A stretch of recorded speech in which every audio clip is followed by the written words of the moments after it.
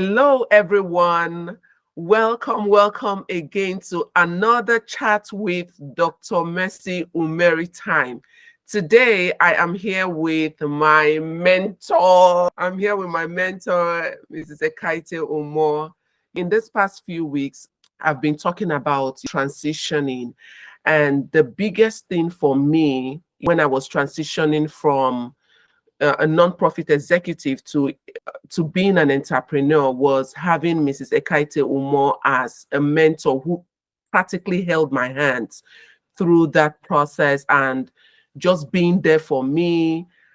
And I want to say that I want to thank you publicly, Ma, to say thank you so much. This has been a mentorship that has spanned over 10 years, and you're still in my life, guiding, reaching out, cheering me on my journey. I just want to say thank you, Ma. It is so beautiful to have you here. It is also an honor to have you here because I know you are so busy, and to have me on your calendar is just so beautiful. I'll go ahead and introduce Ms. Ekaette because you can just stay here and be doing all this mushy because that's just been a blessing to my life. Mrs. Ekaette Umoh is the Pioneer Director General of IBOM-led, that is Akwa Ibom State's Leadership and Entrepreneurial Development Center. She is a member of Faculty of Enterprise Development Center, Pan-Atlantic University, Lagos and African Center for Leadership, Strategy and Development, Abuja.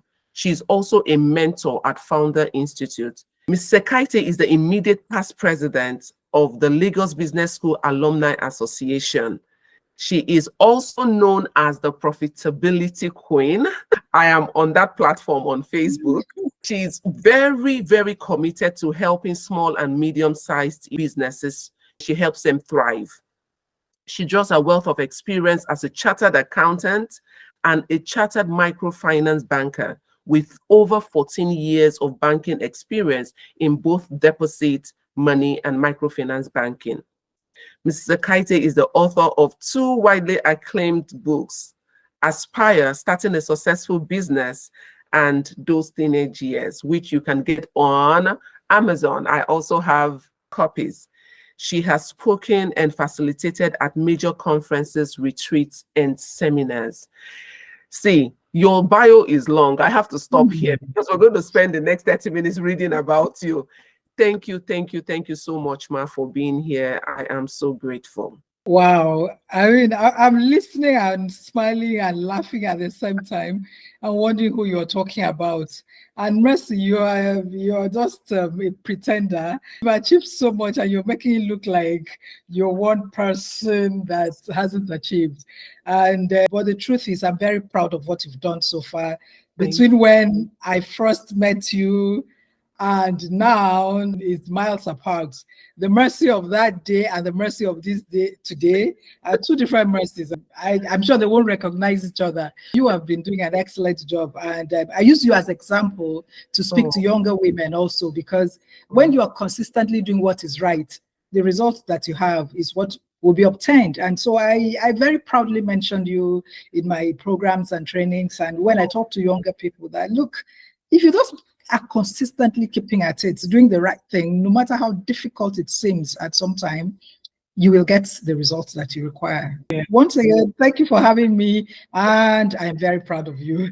Thank you, Ma. Thank you so much, Ma. So, everyone, before we start into the main questions, I want you all to see the fun side of my mentor, because you are, yes, they all know you as the Director General, but some of us have been privileged to see the other personal side. The question, this is a small game. It's called This or That. You either pick this or you pick that. Okay. Netflix. Did I say, okay? I hope that there's a third option. Pass. So if I don't want to respond or I don't have the right answer. Yes, there's a third option of you can pass, but for my sake. Netflix or YouTube? YouTube. Would you rather stay indoors or outdoors? Depends. But indoors most times. Would you rather take a snack or eat food? Food. What is your best car? Innocent Motors. I love that. For those of you who are listening from other parts of the world, Innocent Motors is a local automobile manufacturing industry in Nigeria, right? This is my mentor. Yes, repping Nigeria all the way. I actually have a dream about Innocent Motors that I hope that comes to pass in the nearest future. I believe so too. I believe that it will become a world-renowned automobile industry company where we can have others driving cars made in Nigeria. I believe that too. Thank you very much, Ma. You see, it wasn't even hard. It wasn't difficult. No, it wasn't. But I would like to start with just let's know how you started as a young career person. How did you start? What has that journey been for you in a nutshell? I know we can capture that in this one video, but in a nutshell, what has that journey been from you starting as a career person to where you are now as a director general of you're a pioneer director general of this IBOM-led leadership center, and I've seen all the things that you're doing already in this short time. So just take us through your journey, in brief. Wow. All right. I'm not sure where to start, but maybe I should start by saying that one of the best decisions of my life was who I got married to, because it affected everything going forward from there. It affected my career path, the choices I've made, and everything. Because I remember in those days when I got married, one of my other friends got married at the same time, and she wanted to work in the bank as well, but the husband wouldn't let her. And I remember her, according to her, she told me that she was quarreling with the husband, that why would my husband allow me to work in the bank and she wasn't allowed to work in the bank. And in fact, I remember begging her not to use my name to quarrel so that the husband won't stop me from coming to their house. Anyway, but for me, that was that was the major thing, a decision to marry not a perfect person, because I am not perfect, but someone that we're going the same direction. It has made my life easy. And I started working in the bank in Lagos, and my supervisor at the time, I studied chemistry education, by the way, so I was very far from business. Yes. Chemistry education, oh my goodness. Yes, I did. And when I got into the bank, I remember clearly that day, my supervisor, when I asked him how long it would take me to move from one rank to the next and to a certain rank, and he said to me, that's your chemistry, without your chemistry education, it will take you much longer than everybody else. And I said, why? He said, you need to either do ICANN or CIBN. And by this time, I had never heard of both institutes. ICANN, for those of you who don't know, ICANN is the Institute of Accountants of Nigeria.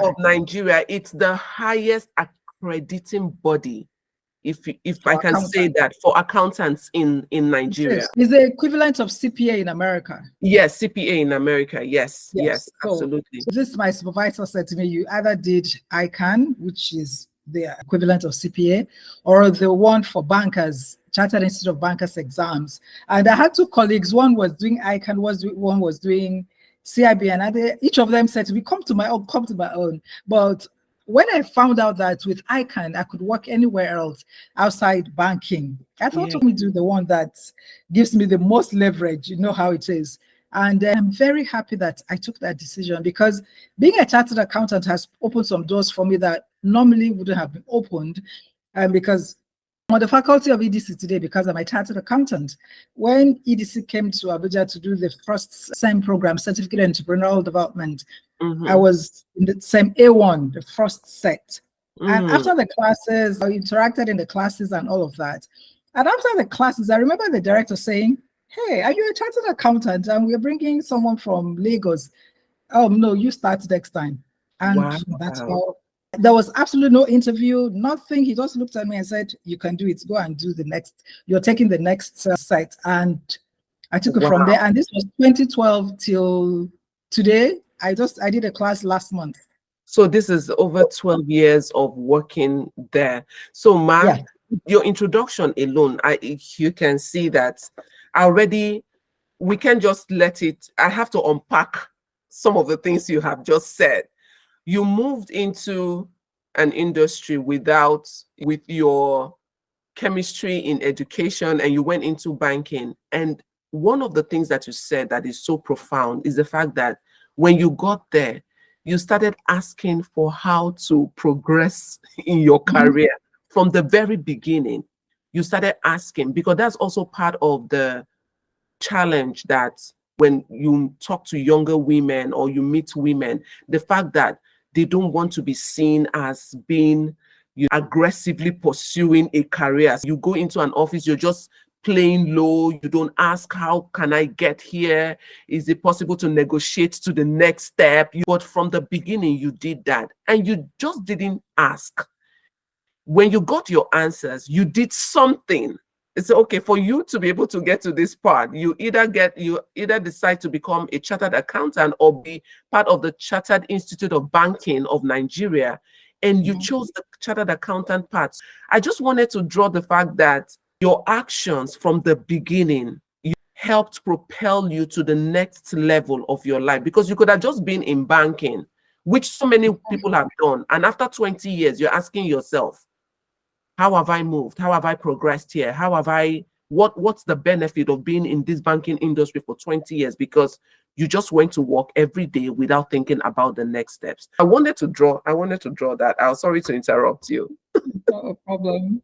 Thank you. As you're speaking, it also reminds me of, you said the beginning, is plenty. But let me also say that because I suppose that there are some parents listening in on this program as well. As parents, it's also important to give your children that confidence, to instill that confidence in them, that they are capable of so much more if they just apply themselves. And my parents did that very, very seriously. My father was my cheerleader. He thought that I could do anything any course of study. Actually, why I ended up with chemistry education was because I was supposed to read medicine. But in my mind, I didn't want to read medicine. I wanted to be a science teacher, because before this, in secondary school, I used to read National Geographic. And I saw all of those things, and I thought science teachers go on excursions like that. But obviously that's not reality on ground. But because of that, I wanted to be a science teacher, and I honestly didn't apply myself. In fact, when JAM results came out, my father said to me, that's how he calls me, and he said, I know you really don't want to do that medicine. Wow. And just said, look, just go. Yes, he knew. And then he said, do whatever you want to do. And that's how I ended up studying chemistry education. I actually was given a university, pure and applied chemistry, and I went to them and changed it that, no, I want to be a science teacher. Wow. And they were, what's wrong with this girl? Wow. So amazing. My father being there and supporting was very important. Yes. And then transiting from chemistry education and doing ICANN, it wasn't very easy for me. So I must confess, before it looks like it was a seamless thing, I took the ICANN exam. It was a struggle because it was strange to me. I took the classes, but even upon that, I failed quite a bit, but I persisted till I passed. Which is also why I have gained a lot from you over the years. The fact that you don't color, you know how sometimes on social media, everybody is a success, nobody ever has failed. The fact that you're sharing this, I am grateful to know, for my listeners to know that sometimes failure does not define us. The fact that you failed at something does not mean you should not go back, or should not mean that it is the end of the world, but that you failed. And today you're a chartered accountant, you are a director general, you are on faculty with some of the best schools, business schools in I would even say in the world. That is really remarkable. Thank you for sharing that. Failure is not bad. Failure is not bad. Go ahead, Ma. That's in a nutshell. And then how did I become the director general?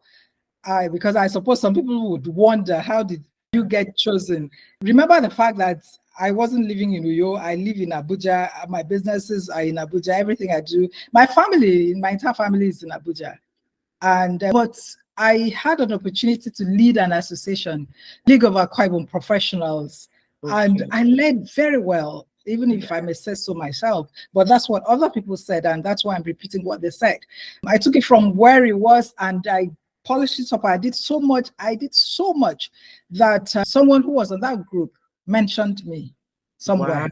Wow. And I was invited to be in the committee to set up the center. And after that, here I am as the director general. Wow.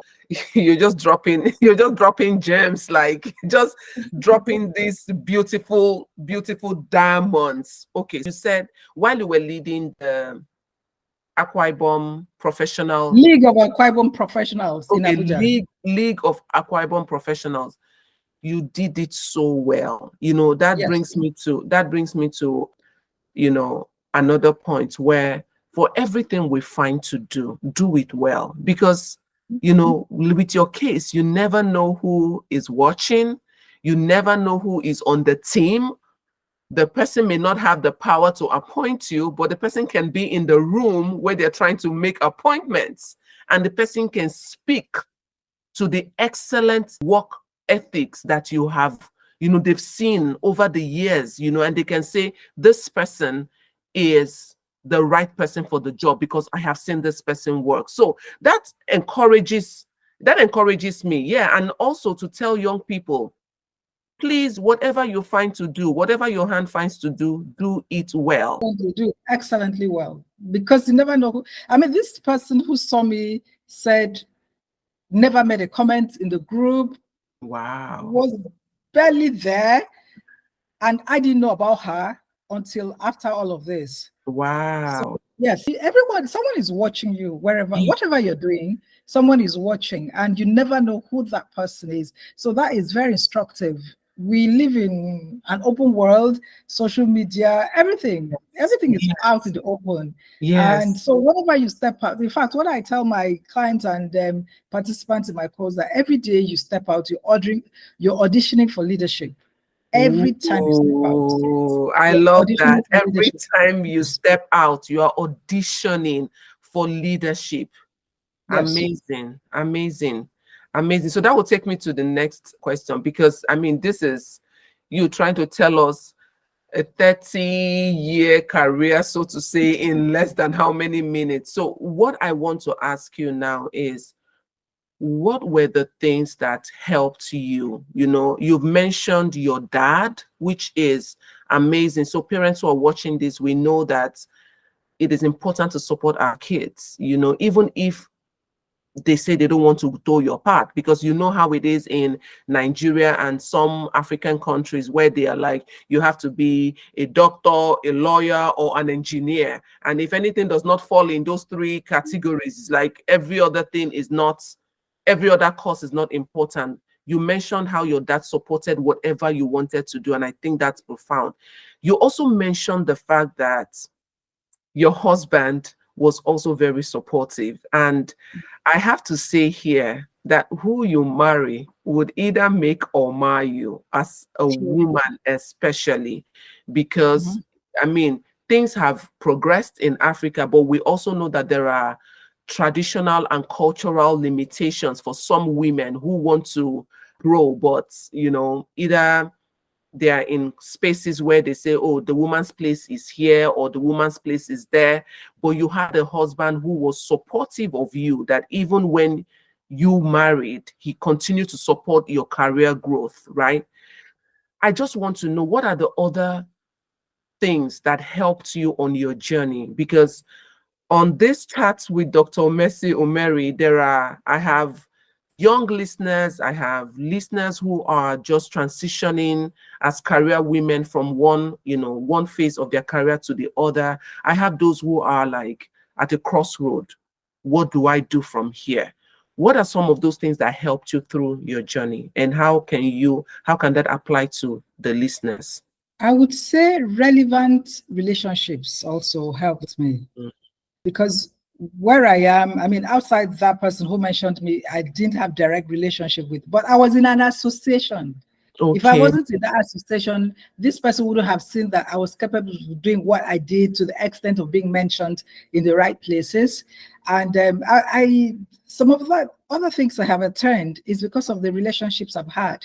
And Mm, I'm on some boards because of the relationships I have, because someone needs something in the area I'm good at, and they say, oh, that is a person. If there was no relationship between me and the person who mentioned me, then I would not have been mentioned. And also as a human being, just be personable. There are people that are excellent at what they do, but they're not personable. They don't have good intercommunication skills. They don't have this relationship with people where people can feel comfortable with them. Someone mm, should be able to tell you something and go to sleep knowing that it is safe with you. But oh, now social media makes it so easy for people to speak about other people's, let's say, secrets very flippantly. So mm, relationships, and if you're in a relationship, mind it, nurture it. Don't look for a one-way relationship where it benefits only you and not the yes. other people.